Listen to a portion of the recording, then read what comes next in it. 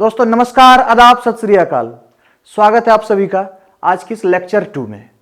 तो पिछले लेक्चर में हमने 2/2 का डिटर्मिनेंट का माइनर भी निकालने सीखा था और कोफैक्टर भी। और जैसे कि हमने आपको उसी वीडियो में कहा था कि हम लोग 3/3 का माइनर और कोफैक्टर हम लोग नेक्स्ट लेक्चर में सीखेंगे। तो यही वो नेक्स्ट लेक्चर है जहां पे हम वो माइनर और कोफैक्टर ऑफ 3/3 ऑर्डर डिटर्मिनेंट सीखेंगे। ठीक है, तो लिखिए find minors and cofactor of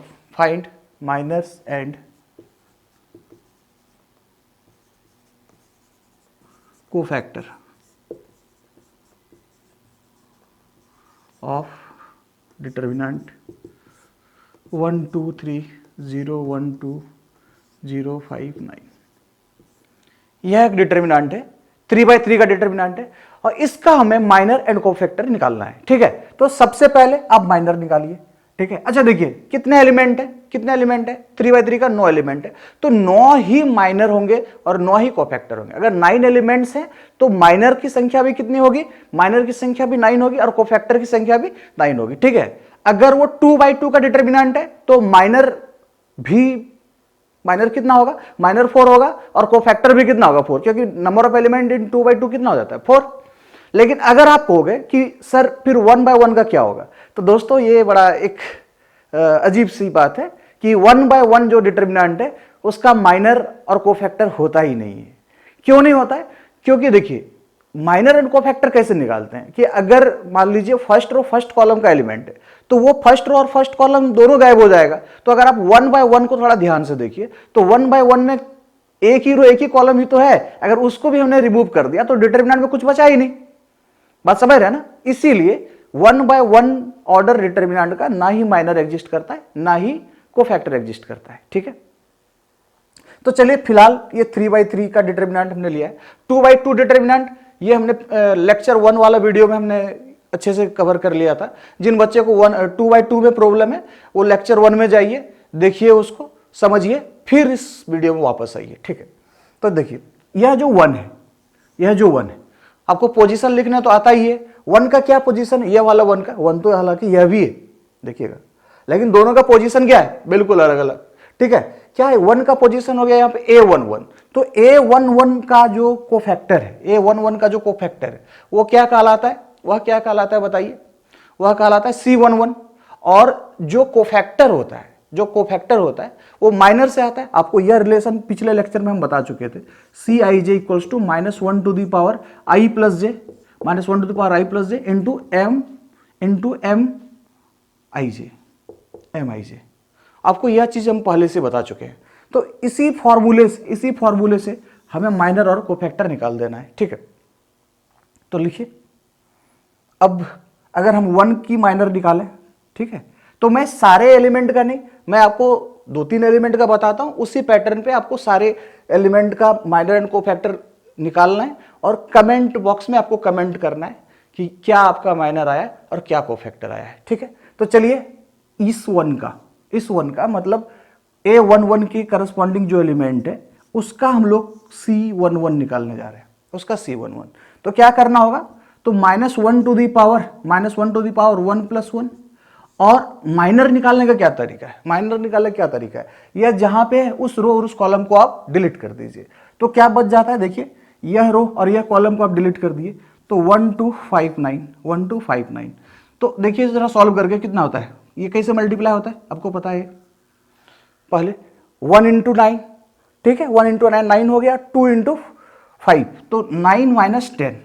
अच्छा, और ये -1 का इवन पावर है इसलिए वैल्यू कितना होता है, प्लस। तो इसके वजह से कितना आ गया बताइए, -1 आ गया, यह वैल्यू -1 आ गया। इसी तरह से हम मान लीजिए इस 2 का, हम लोग इस 2 का अगर हम माइनर निकालना चाहें, इस वाले 2 का, देखिए ध्यान से, तो पहले तो ये देखिए इसका पोजीशन क्या है, इसका एलिमेंट का पोजीशन क्या है बताइए, सेकेंड रो थर्ड कॉलम है ना।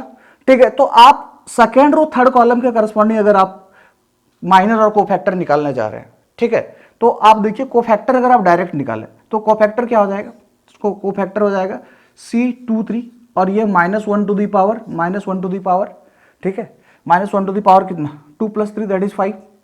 और यह वाला जो पार्ट, यह वाला पार्ट आपको क्या देता है बताइए, यह वाला पार्ट आपको माइनर की वैल्यू देता है, ठीक है।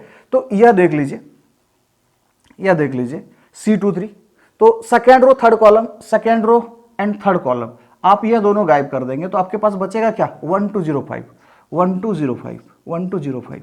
तो थोड़ा ध्यान से देखिए यह वैल्यू कितना निकल के आता है, यह तो -1 हो गया, यह -1 हो गया, 1 × 5, 5 -0, तो यहां से 5 और यहां से माइनस, तो आ गया -5। ध्यान से देखिएगा दोस्त, यह वाला जो पार्ट, यह वाला जो पार्ट, यह आपका माइनर है, यह वाला जो पार्ट है आपका ये माइनर है। तो अगर आपसे पूछता कि माइनर कितना है तो माइनर का आंसर होता 5, लेकिन कोफैक्टर कितना है -5, ठीक है। आई थिंक समझ में आ गया होगा, नहीं समझे तो एक दो एग्जांपल और लेते हैं इसी में से, ठीक है। तो हम आपको डायरेक्ट क्या बता दिए कि डायरेक्ट आप कैसे कोफैक्टर को निकालते हैं। अगर आपको माइनर को ही निकालना है, सपोज आपसे माइनर पूछ लिया, ठीक है, सवाल वैसे माइनर्स को अलग से पूछा है, माइनर्स को अलग से, तो आप देखिए आपको जब आप सॉल्व करेंगे ना इस चैप्टर को, तो आपको माइनर की जरूरत नहीं पड़ेगी, आपको कोफैक्टर की जरूरत पड़ती है। लेकिन जैसे ही कोफैक्टर आप निकालने जाएंगे तो वहां पे आपको माइनर को इस्तेमाल करना होगा, ठीक है ना। तो इसलिए माइनर भी आपको निकालने आना चाहिए, और वंस आपको माइनर निकालने आ जाए तो कोफैक्टर निकालना तो बहुत आसान है, जो कि हम आपको एक्सप्लेन कर ही चुके हैं। तो देखिए अगर मैं आपसे पूछूं कि यह जो जीरो है, ये वाला जीरो जिसका पोजीशन क्या है बताइए, सेकेंड रो फर्स्ट कॉलम, इसका माइनर अगर आप बताएं तो M21 बताइए। M21 निकालना बहुत आसान है, कैसे, आप सेकेंड रो फर्स्ट कॉलम को गायब कर, सेकेंड रो फर्स्ट कॉलम को गायब कर दीजिए तो बचता है 2359, 2359। और 2/2 डिटर्मिनेंट कैसे इवेल्युएट होता है, ये देखिए प्रिंसिपल डायगोनल पहले मल्टीप्लाई होता है, 18 - 15, 18 - 15 तो कितना आ गया 3। लेकिन अब इसके लिए अगर हम कोफैक्टर C23 निकालते 21 निकालते ना तो बस बहुत आसान था, -1 टू द पावर क्या, -1 टू द पावर 3 कर देते इनटू M21, M21, तो ये देखिए -1 और M21 का वैल्यू कितना आया 3। तो कहने का मतलब क्या हुआ कि आप देखिए माइनर आराम से पहले निकाल लीजिए, एक तरफ माइनर लिखिए, ठीक है, और दूसरी तरफ क्या लिखिए आप कोफैक्टर। तो होगा क्या, जैसे जब भी लोअर सबस्क्रिप्ट आपने देखा, लोअर सबस्क्रिप्ट का सम क्या है कि अगर वो ऑड है तो जो माइनर आया कोफैक्टर का जो वैल्यू होगा वो क्या हो जाएगा, उसका साइन चेंज हो जाएगा। और अगर इनका सम अगर कहीं पे इवन आ गया तो जो माइनर है वही क्या हो जाएगा कोफैक्टर, और अगर जीरो ही माइनर है तो कोफैक्टर भी क्या हो जाएगा जीरो। आप इसी तरह से कोई और भी एलिमेंट ले सकते हैं, जैसे सपोज कि ये वाला 5 लेते हैं, इसका आप माइनर बताइए, कोफैक्टर बताइए, खुद से सॉल्व करके मुझे थोड़ा कमेंट सेक्शन में बताइए ये वैल्यू कितना आता है, यह वैल्यू कितना आता है। तो अब देखिए, अब थोड़ा सा हम लोग बड़े होते हैं, थोड़ा सा बड़े होने का मन ऐसे आप लोगों को कर नहीं रहा होगा, ठीक है, क्योंकि इसी उम्र में आपको मज़ा ही आ रहा है, ठीक है। और यह बात सही है, यह उम्र कुछ खास है, और यह बात भी सही है, यही उम्र आपको खास भी बनाती है, ठीक है। तो चलिए हम ये 5 का हम लोग क्या निकालने वाले, माइनर। तो बहुत आसान है दोस्त, पहले इसका पोजीशन बताओ, ये एलिमेंट कितना हो गया, थर्ड रो सेकंड कॉलम, तो इसका जो माइनर होगा उसको लिखा जाएगा third row second column M32। अब यह देखो ना, अब बच्चे जैसा बार बार बॉक्स बनाने की जरूरत नहीं। हाँ, अगर आपसे गलती हो रही है आप जरूर उसको बनाएं, लेकिन अगर आप थोड़ा सा भी कंसंट्रेट कर पा रहे हैं यहाँ पे, तो आप ऐसे खुद सोचिए कि आप थर्ड रो सेकंड कॉलम को हटा देते हैं, इसको और इसको, तो आप देखिए 1 × 2 बचता है और 3 × 0, तो सिंपल सा बात है कि आंसर कितना हो गया 2 - 0। समझ रहे हैं बात को। तो यहां से अगर आपका माइनर इतना आ गया तो कोफैक्टर बताइए कितना आ जाएगा, -1 टू द पावर 5 × 2, आंसर कितना बताइए -2। देख पा रहे हैं, तो आप इस तरह से हर एक एलिमेंट का माइनर निकाल सकते हैं, कोफैक्टर निकाल सकते हैं। अब बताइए इस 9 के लिए माइनर बताइए, इस 9 के लिए माइनर बताइए। कहने मतलब आपसे हम पूछ लिए M33, तो ये जो है ना थर्ड रो थर्ड कॉलम, हटा दीजिए इसको। अब ये बताइए 1 - 1 1 और 0 - 2 0, तो उनका डिफरेंस कितना आया 1 - 1 - 0, ठीक है। 1 × 1 और माइनस कितना करते हैं 0 × 2, तो वैल्यू कितना निकल के आता है 1, ये वैल्यू निकल के आ गया 1। और कोफैक्टर का वैल्यू कितना हो जाएगा, कोफैक्टर देखिए लोअर सबस्क्रिप्ट का सम क्या है इवन है ना, तो चेंज होगा ही नहीं। अगर ये ऑड रहा था, अगर सपोज 3 4 टाइप का रहा था, तो वैल्यू कितना हो जाता -1। यहां तक क्लियर है, ठीक है। अब आते हैं मुद्दे की बात पे, जिसके लिए कि हम लोग ये सब पढ़ रहे हैं कि हम लोग इवेलुएट कैसे करेंगे, डिटर्मिनेंट को इवेलुएट कैसे करेंगे? दुनिया यहीं पे अटकी हुई है, ठीक है, हमारी दुनिया इसी पे पूरा टारगेट की हुई है कि हम इसको इवेलुएट कैसे करें, ठीक है। और अगर आप सीबीएसई का जो सिलेबस देखेंगे तो उसमें से सबसे ज्यादा इंपॉर्टेंस दिया गया है तो evaluation of determinant, evaluation of determinant पे दिया गया है, ठीक है। अब जिसके लिए हम ये जो माइनर कोफैक्टर जिस वजह से हम लोग पढ़ रहे थे, अब उसको वह टाइम आ गया है कि हम उस टॉपिक को ढंग से पढ़ें। कहने मतलब हमारा मतलब किससे है? हमारा मतलब है इवेल्युएशन ऑफ डिटर्मिनेंट से, कि डिटर्मिनेंट को इवेल्युएट कैसे करें। तो डिटर्मिनेंट को इवेल्युएट करने के लिए ही हमें माइनर की जरूरत पड़ता है, कोफैक्टर का भी जरूरत पड़ता है, समझ रहे हैं ना? कैसे, वो अभी हम आपको बताते हैं, ठीक है। तो नेक्स्ट लिखिए evaluation of determinant, evaluation of determinant. तो अब देखिए सबसे छोटा वाला जो डिटर्मिनेंट बनेगा, अब खुद बताइए उसका ऑर्डर क्या होगा? सबसे छोटा ऑर्डर क्या होगा डिटर्मिनेंट का? 1 होगा, 1 होगा ना, बिल्कुल। तो यह अगर आपको मिल जाए 1 by 1 का डिटर्मिनेंट, ये मान लीजिए इसका इनपुट अल्फा है, इसका आंसर भी अल्फा ही होगा, इसका आंसर ही अल्फा ही होगा। मैं फिर से बोल रहा हूं, इसका ना माइनर एग्जिस्ट करेगा ना ही इसका कोफैक्टर एग्जिस्ट करेगा, लेकिन इसका वैल्यू कितना आएगा?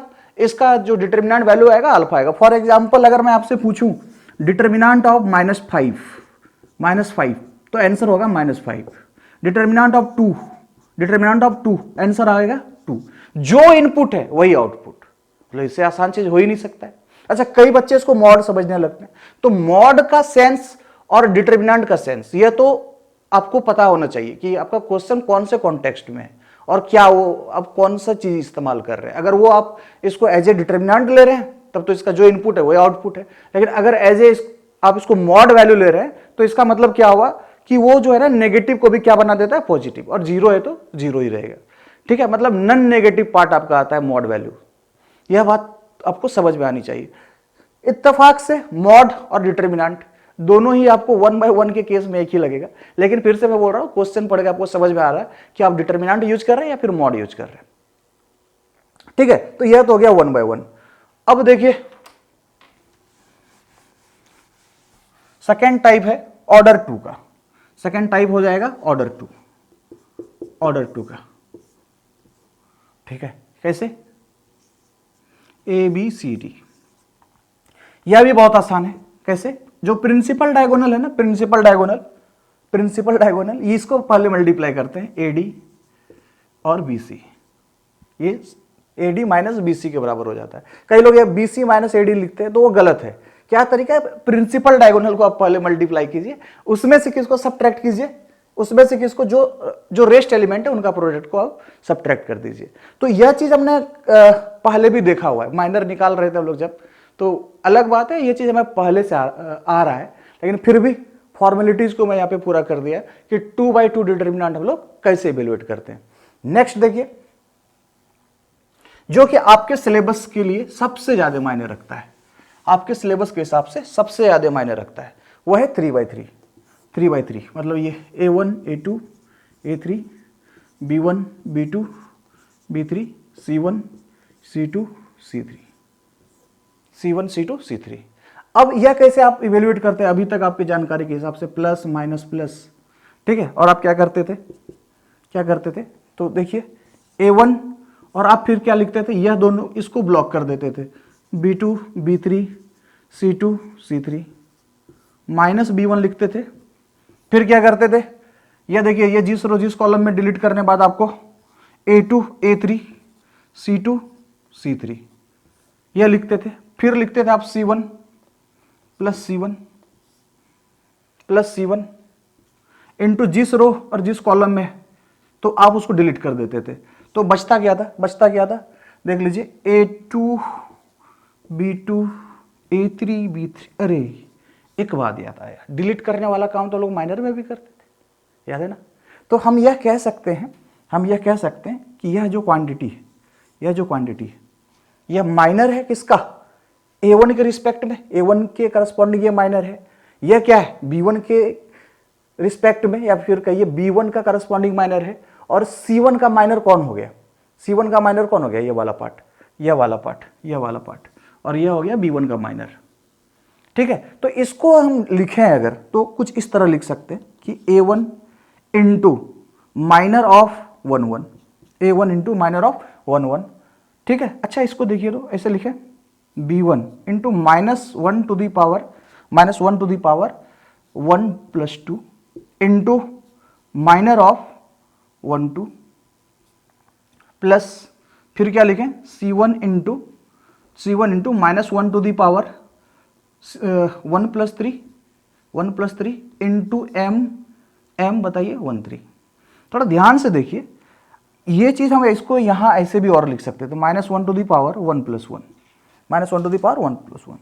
तो यह जो क्वांटिटी है यह तो C बन गया, यह क्वांटिटी भी क्या बन गया, C कहने मतलब C11 बन गया, यह क्वांटिटी क्या बन गया C12, और यह क्या बन गया C13। तो एक अच्छा सा रिजल्ट निकल के आता है ये। अब ये C1 लिख सकते हैं हम लोग, C11, ठीक है, B1 C12 plus C1 C13।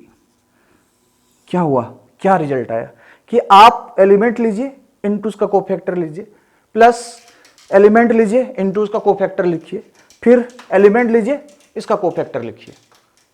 बात समझ में आ रही? और यह काम आप करते आ रहे थे लेकिन आपको इसका एक्सप्लेनेशन पता नहीं था। आई होप आपको यह बात समझ में आ गया होगा कि कैसे हम इसको जो है इवेल्युएट करते हैं। यह तो 3/3 है, ठीक है, हम इसको 4/4 5/5 कहीं के लिए भी यही रूल है, कहीं के लिए भी यही रूल है। समझ गए बात को? अब उसी चीज को कंटिन्यूटी में लाते हुए उसी चीज को हम लोग आगे बढ़ाते हैं। तो चलिए इसको क्यों नहीं जनरलाइज कर देते हैं, ठीक है, तो लिखिए, ठीक है, कौन सा हम लोग फर्स्ट मतलब 1 ऑर्डर का देख चुके हैं, फर्स्ट ऑर्डर का, फिर सेकेंड ऑर्डर मतलब 2/2 का देख चुके हैं, फिर जो थर्ड ऑर्डर डिटर्मिनेंट है 3/3 का वो भी हम लोग देख चुके हैं। अब हम लोग लिखते हैं evaluation of determinant of order n, n order का ले लीजिए, n 2 3 4 5 6 7 10 कितना भी ऑर्डर का डिटर्मिनेंट हो उसको हम लोग कैसे इवेल्युएट करेंगे। तो कुछ नहीं करना है, जो हमने अभी 3/3 में जो थ्योरी हमने निकाला था उसी को इस्तेमाल कर लेंगे। देखिए अगर n/n डिटर्मिनेंट को लिखना है तो यह तो लिखने में मुझे नहीं लगता किसी को दिक्कत आ रही होगी। अगर दिक्कत आ रही होगी तो लेक्चर 1 में जाइए, वहाँ पे हम बेसिक बताएं डिटर्मिनेंट का कि कैसे इसके एलिमेंट्स को लिखते हैं, ठीक है। तो फर्स्ट कॉलम का एलिमेंट है 1 2 A13 ... A1n। फिर देखिए A21 A22 A23 A2n। फिर देखिए A31 A32 A33 ... A3n। ऐसे ही चलता गया। अब लास्ट में कहाँ तक पहुंचेंगे, n ऑर्डर का अगर हमने लिया है, n ऑर्डर का डिटर्मिनेंट अगर लिया है तो nth रो में पहुंच जाएंगे, मतलब nth लाइन पे पहुंच जाएंगे, टॉप से बॉटम की ओर, है ना। तो an1 ये an2 ये an3 ... ann। ये आपका डिटर्मिनेंट हुआ। अब इसको इवेल्युएट करना है, हम किसी भी रो या किसी भी कॉलम के रिस्पेक्ट में हम इसको इवेल्युएट कर सकते हैं। करना क्या है कि जो भी आप रो लिए हैं इनटू मतलब जो भी आप रो लिए हैं वहां पे उस रो का ही आप कोफैक्टर निकालिए और एलिमेंट को उसके करस्पॉन्डिंग कोफैक्टर से मल्टीप्लाई करके सम करते जाइए। क्या कह रहा हूं कि आपको यह करना है कि सपोज हम इवेल्युएट कर रहे हैं डेल का वैल्यू विथ रिस्पेक्ट टू रो 1। तो यह चीज आप देखिए, रो 1 का एलिमेंट क्या है A11, इसका कोफैक्टर को लिखते हैं C11 से, plus A12 C12 A13 C13 ... A1n C1n। यह जो वैल्यू देगा यह डेल वैल्यू के बराबर ही होगा, इसका डिटर्मिनेंट वैल्यू के बराबर होगा, कहीं कोई डाउट वाली बात है ही नहीं। फिर आप देखिए अगर विथ रिस्पेक्ट टू हम क्या रो 2 करना चाहें तब भी आ जाएगा। विथ रिस्पेक्ट टू अगर हम लोग रो 2 इसको लोग इवेल्युएट करें तब भी हम लोग कर सकते हैं। क्या होगा, यह डेल जो वैल्यू होगा, यह जो डेल का वैल्यू आएगा, यहाँ पे क्या करना होगा, एलिमेंट, यह रो 2 आप उठाइए, रो 2 का एलिमेंट्स को लिखिए, ठीक है। तो रो 2 का एलिमेंट क्या हो गया A21 इंटू इसका करस्पॉन्डिंग को फैक्टर क्या कहलाएगा C21, A22 इंटू करस्पॉन्डिंग को फैक्टर क्या कहलाएगा C22। फिर देखिए यह एलिमेंट A23 इंटू इसका cofactor C23, dot dot dot कहां तक, A2n C2n। मेरी बात समझ रहे होंगे कि मैं क्या कहना चाह रहा हूं, ठीक है। तो एक दो नहीं, अब बताइए अगर मैं n बाय n डिटर्मिनेंट को अगर मैं इवेल्युएट करना चाहूं तो मेरे पास कितने तरीका है। तो या तो हम इसको n रो के रिस्पेक्ट में इवेल्युएट कर सकते हैं या फिर n कॉलम के रिस्पेक्ट में इवेल्युएट कर सकते हैं। कहने का मतलब n प्लस n टोटल कितना, 2n तरीके से हम इस डिटर्मिनेंट को इवेल्युएट कर सकते हैं। यह अलग बात है कि हमें उनमें से कोई भी नहीं आता है, तो आप आसानी से आप 2n तरीके से इसको इवेल्युएट कर सकते हैं। कहने मतलब अगर 3/3 का डिटर्मिनेंट है, 3/3 का डिटर्मिनेंट है तो हम उसको कितने तरीके से इवेल्युएट कर सकते हैं, 6 तरीके से कर सकते हैं।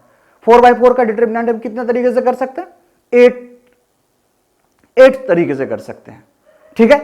अच्छा अब बोलो सर हम करेंगे किससे, कौन से तरीके से, मतलब क्या मैं इतना टाइम पास करूं। तो मैं कहता हूं आगे मैं बताऊंगा कि आपको कौन सा रो और कौन सा कॉलम को चूज करना चाहिए इवेल्युएट करने के लिए, ठीक है। तो थोड़ा सा आप सब्र कीजिए, थोड़ा सा धैर्य रखिए, आपको मैं बता रहा हूं। अच्छा चलिए इसको कॉलम वाइज थोड़ा देख लेते हैं। मान लीजिए कॉलम 1 के रिस्पेक्ट में, कॉलम 1 के रिस्पेक्ट में ये कैसे होता है, इसी का इवेल्युएशन कॉलम 1 के रिस्पेक्ट में कैसे होता है, थोड़ा यह देखते हैं। कॉलम 1 के रिस्पेक्ट में with respect to column 1, element और इसका करस्पॉन्डिंग कोफैक्टर का प्रोडक्ट करना है और उसका सम कर देना है। बात वही है, जो रो वाली बात थी वही कॉलम वाली बात है, वही चीज है, ठीक है। तो क्या होता है, ये डेल का वैल्यू क्या होता है, यहां भी A11 C11, A21 C21, A31 C31। समझ में आ रही ना दोस्त, ठीक है। आप खुद ही बताइए कहां तक चलेंगे, कहां तक चलेंगे, AN1 CN1, इसका वैल्यू भी सेम आना है, वही डेल वैल्यू आएगा, ठीक है। अगर आप कोई बच्चा बोलता है सर इसको विथ रिस्पेक्ट टू कॉलम 3 करके दिखाओ, विथ रिस्पेक्ट टू कॉलम 3, तो आप खुद भी लिख सकते हैं। अभी बताइए विथ रिस्पेक्ट टू C3 क्या होगा, वीडियो पॉज कीजिए और खुद लिख के देखिए क्या आप सही लिख रहे हैं। यह हो जाएगा A31 C31, A32 C32, A33 C33, dot dot dot A3n C3n। Clear है। तो इस तरह से आप 2n तरीके से आप इसको इवेल्युएट कर सकते हैं, ठीक है। तो यह बात आपको समझ में आ गई कि अगर हम डिटर्मिनेंट को इवेल्युएट करना चाहते हैं तो जिस रो को हम सेलेक्ट करते हैं उसी रो के कोफैक्टर्स निकालते हैं और एलिमेंट के करस्पॉन्डिंग कोफैक्टर से मल्टीप्लाई करते हैं और उसका सम करते चले जाते हैं, ठीक है। उससे जो हमें वैल्यू मिलता है वही हमारा क्या होता है, डेल वैल्यू के बराबर। मतलब जो हमने डिटर्मिनेंट इवेल्युएट करना था वो वैल्यू आ चुका है, वही डेल वैल्यू क्या है, वही डेल वैल्यू क्या है, डिटर्मिनेंट का वैल्यू, ठीक है। अच्छा एक और इंपॉर्टेंट नोट, एक काफी मजेदार बात आपको बताता हूं, काफी मजेदार बात। अब हुआ यूं कि आपने क्या किया, आप थोड़ी बेहोशी की हालत में आ गए, है ना।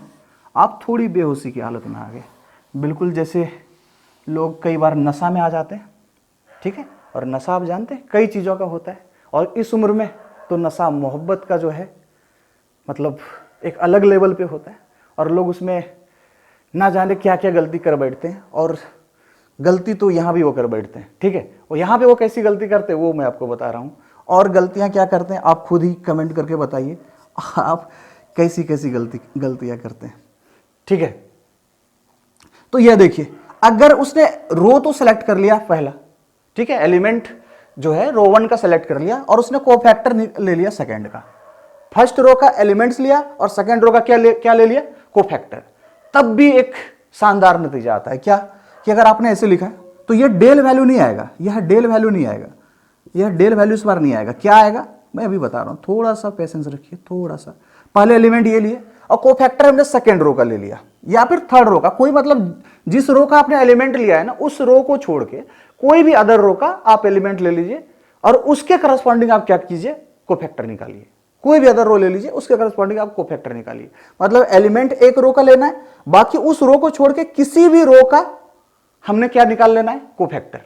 और उसको क्या करना है कि फर्स्ट रो को अगर हमने सेलेक्ट किया है, इनटू कोफैक्टर, अगर मतलब, और हमने अगर कोफैक्टर के लिए सेकंड रो को सेलेक्ट किया है तो इसका कोफैक्टर क्या कहलाएगा, इसका बताइए, इसका करस्पॉन्डिंग A11 का करस्पॉन्डिंग कोफैक्टर कौन होगा, वो तो C11 होगा, लेकिन हमने कोफैक्टर निकाला है रो 2 का, और इस एलिमेंट का करस्पॉन्डिंग कोफैक्टर क्या कहलाएगा, C21, फिर ये A12, और ये हो गया यह वाला नहीं, यह तो रो 1 है, यह रो 2 का आपको फैक्टर निकाल रहे हैं, रो 2 का, और मल्टीप्लाई कर रहे हैं किसके साथ, रो 1 के एलिमेंट के साथ, करस्पॉन्डिंग एलिमेंट के साथ, ठीक है। तो अगर C22 आपने लिखा, फिर A13 C23 dot dot dot A1n C2n, पता है ये एक बड़ा ही बेहतरीन सा वैल्यू आता है, और वो वैल्यू क्या होता है, जीरो, वो वैल्यू क्या होता है, जीरो। ये बहुत नोट करने लायक बात है, काफी इंपॉर्टेंट बात है, काफी इंपॉर्टेंट बात है,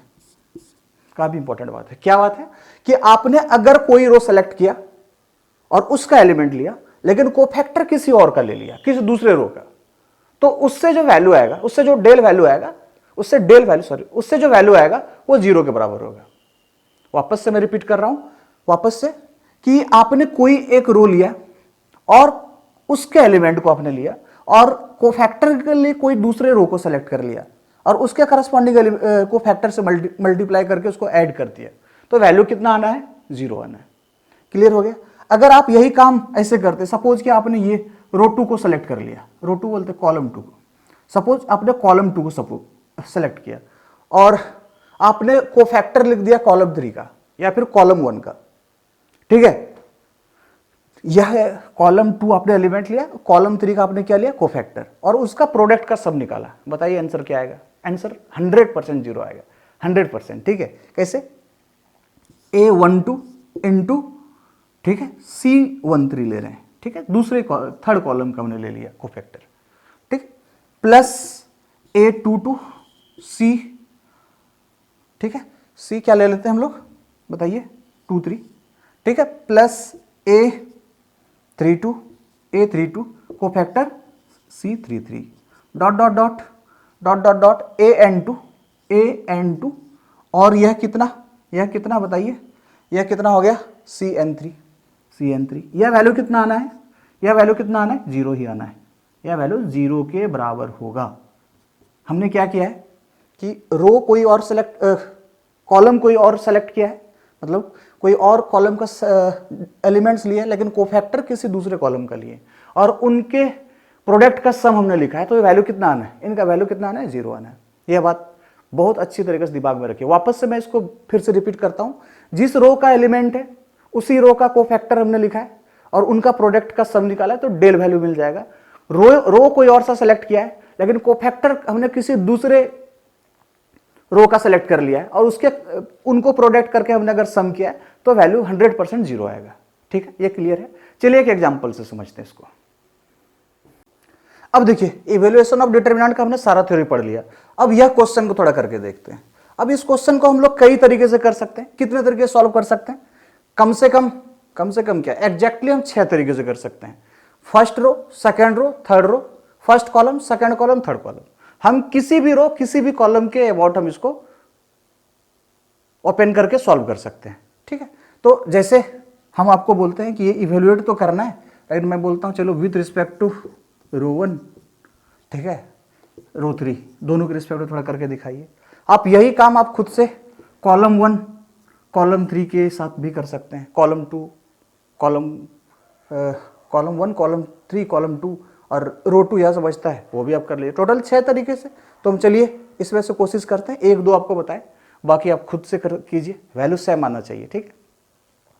तो जैसे विद रिस्पेक्ट टू रो 1, तो रो 1 को थोड़ा देखिए, विद रिस्पेक्ट टू रो 1 जब हम लोग सॉल्व करें, तो रो 1 का एलिमेंट इनटू इसका कोफैक्टर लिखना है, इसका करस्पॉन्डिंग कोफैक्टर लिखना है।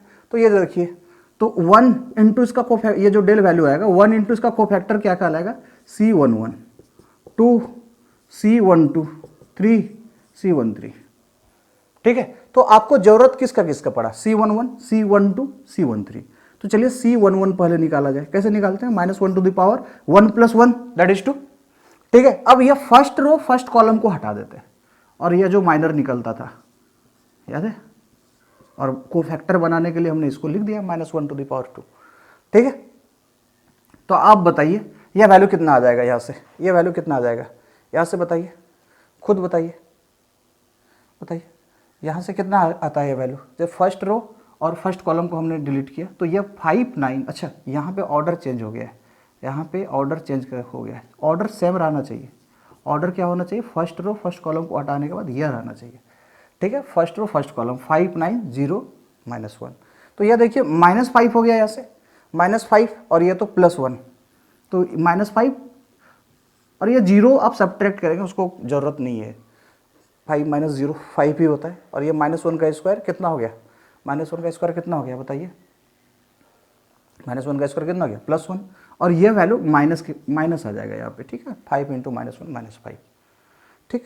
फिर यह देखिए C12 थोड़ा निकालिए, तो -1 का 3 पावर, -1 का पावर 3। अब यह देखिए यह और यह गया काम से, बचा क्या 0 9 1 -1, 0 9 1 -1, थोड़ा बताइए ये वैल्यू कितना होगा, यह 0 हो जाएगा, -9 यहाँ से आएगा और यहाँ माइनस है, तो मिल के कितना हो जाएगा 9, मिल के कितना हो गया 9। फिर आप यह देखिए C13 थोड़ा बताइए, तो -1 का 4 पावर हो गया। फिर आप देखिए थोड़ा ध्यान से कि फर्स्ट रो थर्ड कॉलम को हटाते हैं, फर्स्ट थर्ड कॉलम 0 1 5 0, तो यह वैल्यू कितना आता है यहाँ से -5, यह वैल्यू भी कितना आ गया -5। यहाँ तक कोई दिक्कत बिल्कुल नहीं होना चाहिए। तो यह जो डेल का वैल्यू था, अब आप लिख सकते हैं 1 × C11 -5, 1 × C11 -5, 2 × थोड़ा देखिए क्या 2 × C12 का वैल्यू कितना है, C12 का वैल्यू कितना है 9, 2 × 9 प्लस 3 × C13 का वैल्यू कितना निकल के आया है -5। तो जैसे आप इसको सॉल्व करेंगे -5 + 18 और -15, तो -20 + 18 दैट इज -2। तो यह जो डेल वैल्यू निकल के आया, यह जो डेल वैल्यू इसका निकल के आया -2। तो आप किसी भी रो किसी भी कॉलम के रिस्पेक्ट में आप इसको सॉल्व कीजिए, आंसर सेम ही आना है। चलिए एक और रो के रिस्पेक्ट में हम बताते हैं आपको, रो 3 के रिस्पेक्ट में,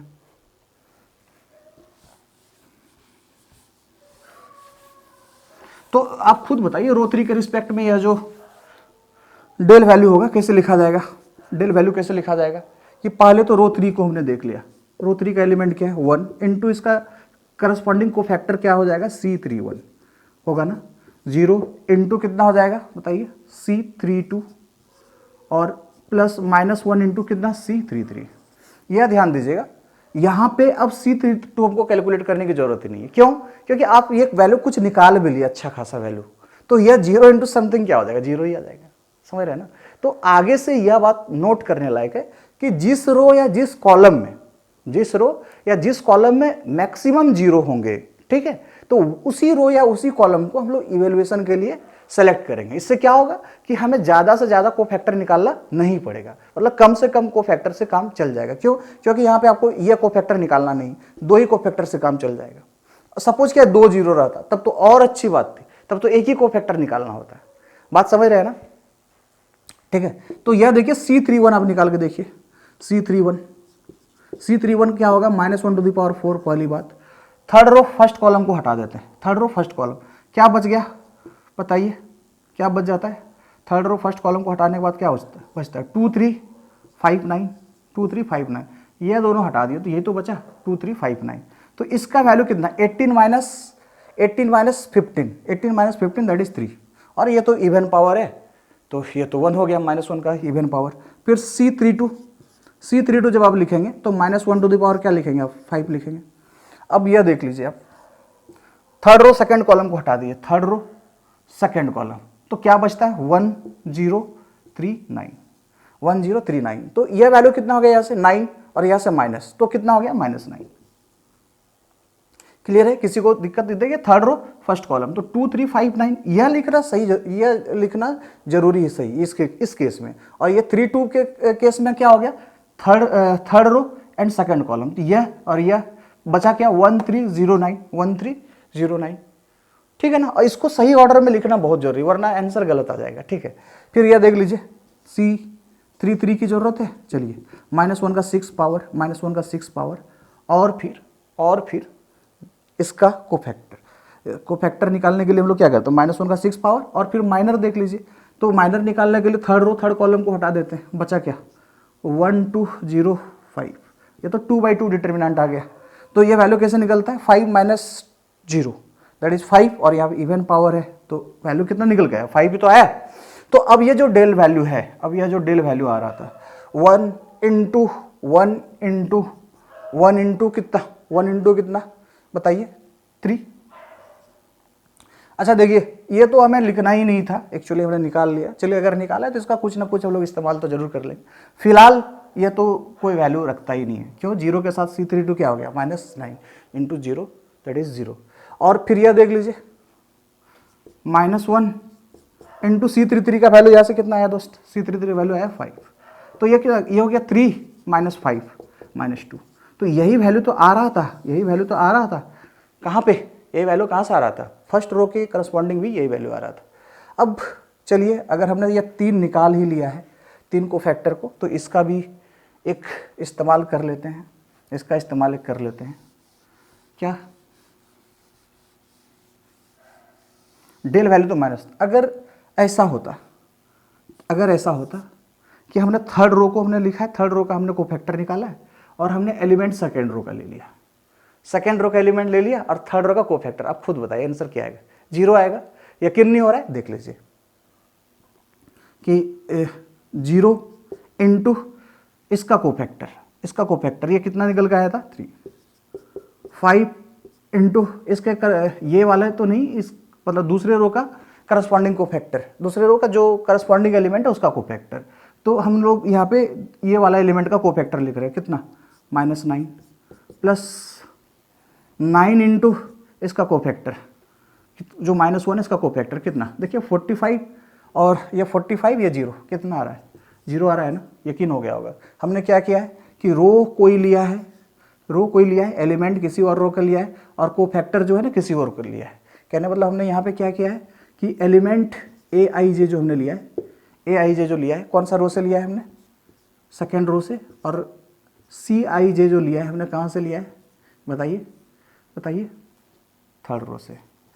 तो ये तो आंसर आना 0 तय था, क्यों, क्योंकि हम पहले ही ये चीज़ आपको बता चुके हैं कि अगर आप कोई एक रो लेते हैं और दूसरे रो के करस्पॉन्डिंग आपको फैक्टर निकाल के उसको सम करते हैं तो आंसर क्या आता है 0।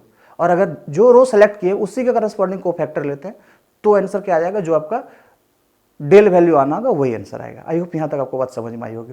आप यही काम किसके रो 1 रो 2 रो 3 के करस्पॉन्डिंग कर सकते हैं, मतलब सॉरी मैं कॉलम के बारे में बताना चाह रहा हूँ। यही काम आप कॉलम 1 कॉलम 2 कॉलम 3 के रिस्पेक्ट में भी यही कर सकते हैं। रो 1 और रो 3 के रिस्पेक्ट हम ऑलरेडी कर ही चुके हैं, आप रो 2 के रिस्पेक्ट में भी कर लेना, वहाँ भी आपको एक 0 से बैट हो जाएगा। ठीक है, तो ये कोफैक्टर निकालने की जरूरत पड़ेगा नहीं, ये दोनों कोफैक्टर आप इन दोनों का निकाल लीजिएगा। और फिर इनका क्या करना है बताइए, इसका कोफैक्टर और एलिमेंट का प्रोडक्ट और फिर दूसरे एलिमेंट इनटू उसका कोफैक्टर का प्रोडक्ट और सम कर देना, इनका वैल्यू आपको क्या मिल जाएगा, डिटरमिनेंट वैल्यू मिल जाएगा। चलिए एक और कॉलम से भी इसको मैं बता देता हूँ। कॉलम से suppose with respect to column 1 करते हैं, अगर विथ रिस्पेक्ट टू कॉलम 1 करते हैं तो कॉलम 1 के रिस्पेक्ट में अगर मुझे डेल वैल्यू निकालना होगा तो यह भी तो -2 ही आएगा। दो फर्स्ट रो और थर्ड रो सब लोग कर चुके हैं, कितना है वैल्यू -3, यहाँ से भी कितना -2 आया था ना, यहाँ से वैल्यू कितना आना चाहिए -2। तो पहले तो एलिमेंट लिखते हैं, इनटू इसका कोफैक्टर क्या होगा बताइए, C11 0 C21 ठीक है, और 1 × C31। तो यह वैल्यू आपको पता है, यह तो 0 ही होना है, तो इसको हम लोग इवेल्युएट ही नहीं करेंगे कि C21 की वैल्यू लोग निकालेंगे ही नहीं।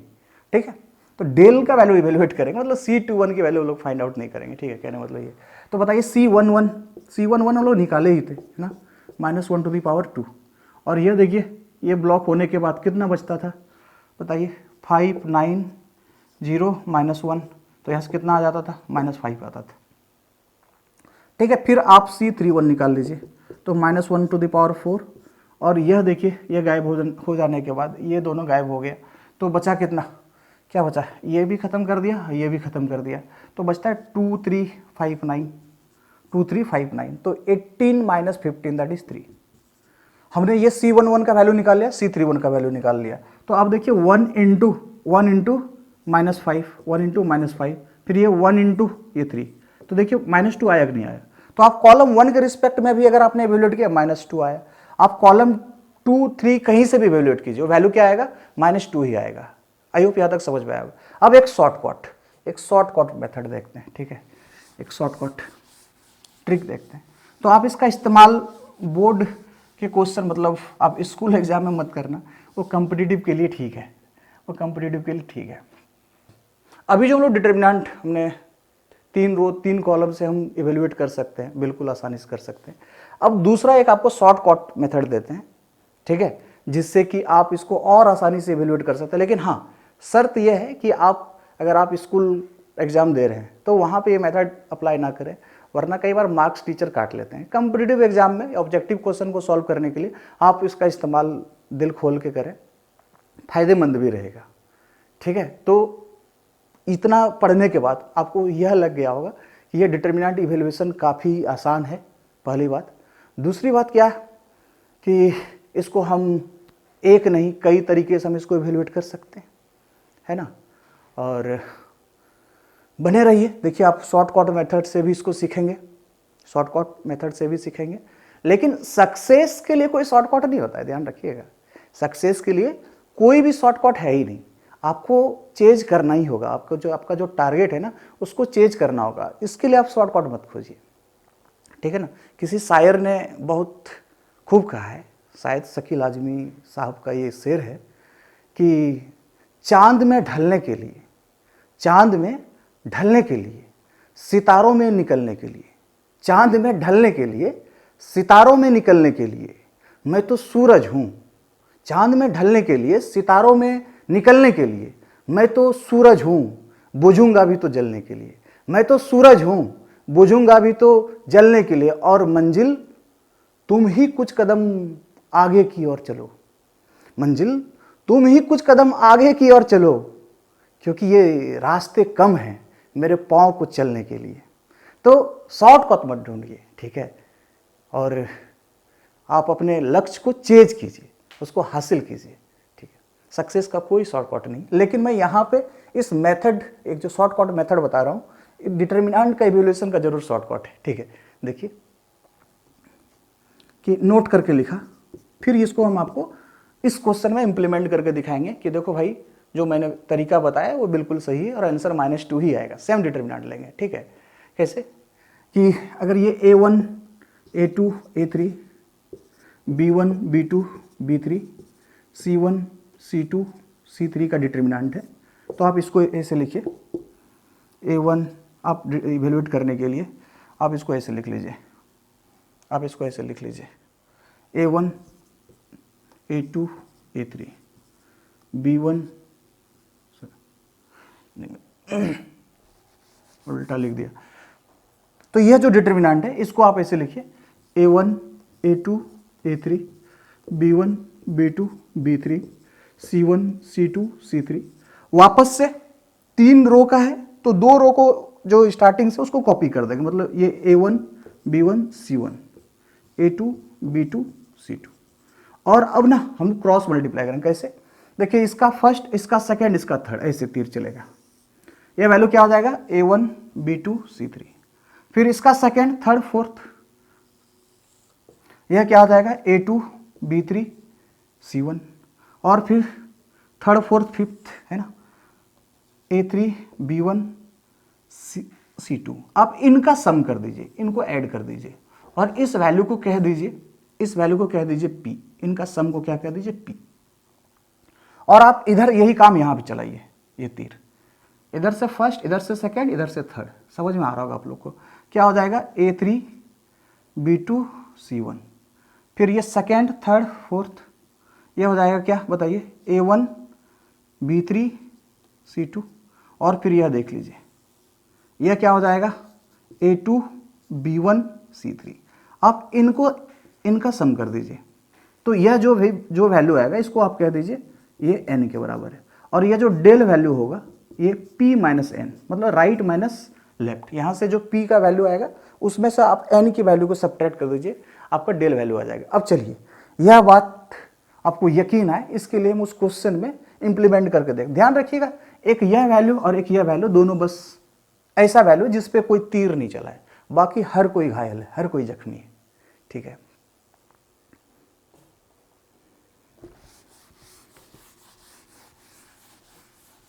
तो चलिए देखते हैं इस पे क्या होता है। तो इसका फिर से वही 1 2 3 0 5 9 1 0 -1 1 2 3, पहले दो रो को कॉपी कर देते हैं ना। ठीक है, 1 2 3 0 5 9। चलिए, ये पहला दूसरा तीसरा, इनका प्रोडक्ट कितना आ गया? -5 आया।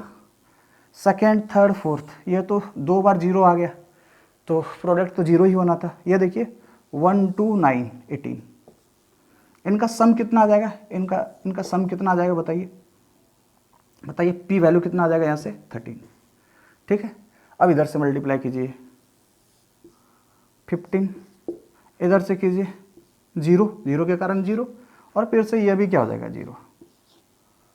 ठीक है, तो यह इनका सम कितना आ गया? इनका सम कितना आ गया? 15। ये आपका क्या है? N value. और डेल वैल्यू क्या कहा कि p minus N, p minus N, right वाला माइनस लेफ्ट वाला। ठीक है, तो ये 13 माइनस 15, क्या आप सहमत हैं? क्या आप सहमत हैं कि आपने सही तरह से इंप्लीमेंट किया? बिल्कुल होना ही चाहिए। ठीक है, यही तो -2 आंसर आ रहा था। तो देखिए कितना आसानी से आप 3/3 डिटर्मिनेंट को इवेल्युएट कर सकते हैं। तो आई होप आपको जो है ना माइनर्स एंड कोफैक्टर्स ठीक से निकालने आ गया होगा, और ये कोई भी डिटर्मिनेंट हो, कितने भी ऑर्डर का डिटर्मिनेंट हो, उसको इवेल्युएट करने भी आ गया। ठीक है, तो आज के वीडियो में बस इतना ही। ठीक है, तो अगले लेक्चर में जब हम लोग मिलेंगे तो प्रॉपर्टीज ऑफ डिटर्मिनेंट के लिए हम लोग पढ़ेंगे, प्रॉपर्टी ऑफ डिटर्मिनेंट्स को पढ़ेंगे, अच्छे से समझेंगे उसे भी। ठीक है, आज के इस वीडियो में इतना ही। तब तक के लिए अपना ख्याल रखिए, अपनों का ख्याल रखिए। जय हिंद।